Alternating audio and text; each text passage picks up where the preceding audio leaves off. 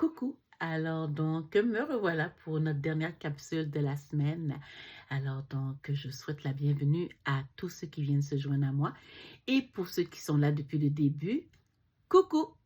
Alors donc, encore une fois, bienvenue pour nos chroniques nocturnes littéralement vôtres, où est-ce qu'on parle de notre passion lecture.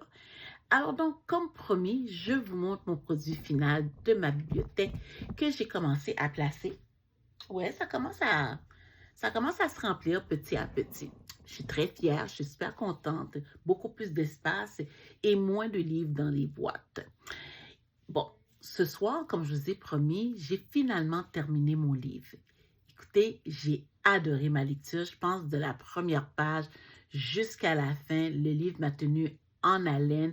Je ne m'attendais pas à ça. Je ne sais pas si c'est la couleur de la couverture qui m'a attirée parce que c'est ma couleur de naissance. Une histoire qui se passe en Inde. À part la tresse que j'ai eu un aperçu de qu'est-ce qui se passe en Inde, une histoire qui vient de l'Orient, jamais encore lue. Alors, donc, c'est un voyage que j'ai fait. Quoique, même si je vous dis que c'est un voyage que j'ai fait en Inde, on ne parlait pas vraiment de l'Inde. On parlait plus de l'histoire du personnage principal et de ses 7 vies. Alors, donc, je vous parle de les 7 vies extraordinaires de Devi Kamuri. Alors, donc, voilà.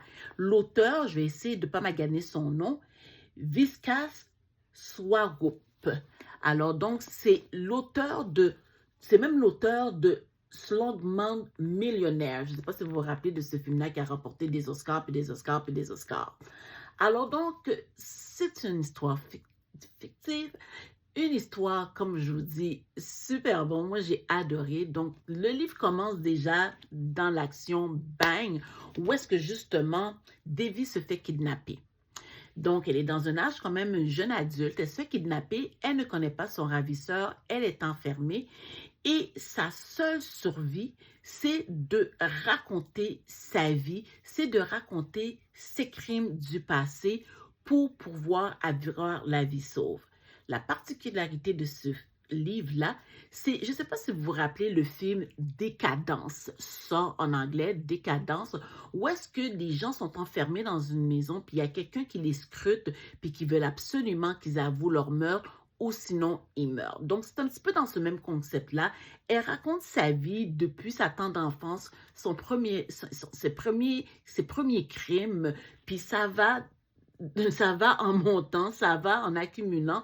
Donc, et pendant qu'elle raconte cette histoire-là, elle est filmée justement et elle devient victime des personnes qui mettent sa tête aux enchères. Alors donc, le plus offrant va pouvoir avoir le privilège de pouvoir finalement avoir raison de justement Devi Kumari.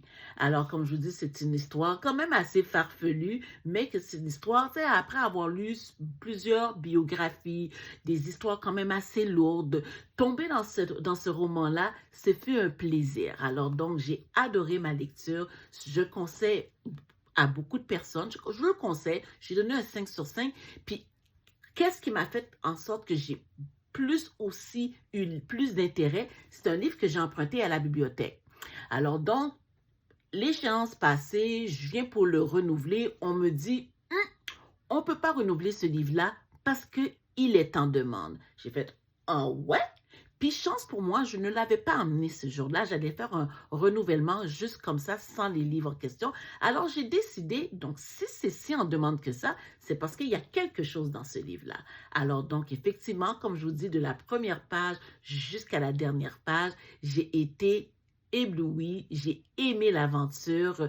C'est une personne que malgré ses crimes, on finit par s'attacher à elle et on comprend même aussi les raisons qui l'ont poussé à faire certains crimes que parfois ils ont été odieux.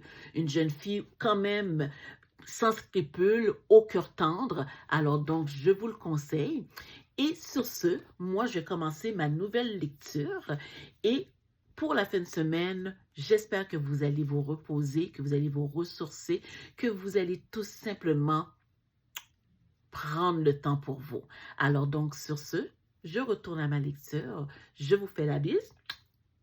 Donc, passez une belle fin de semaine. On se revoit lundi, peut-être pas à la même heure, mais oui, le même poste. Alors, continuez à aimer ma page, continuez à la partager et surtout de me faire des suggestions, puis même me faire des petits coucous de temps en temps, c'est toujours apprécié. Alors, sur ce, bonne soirée. Bye bye.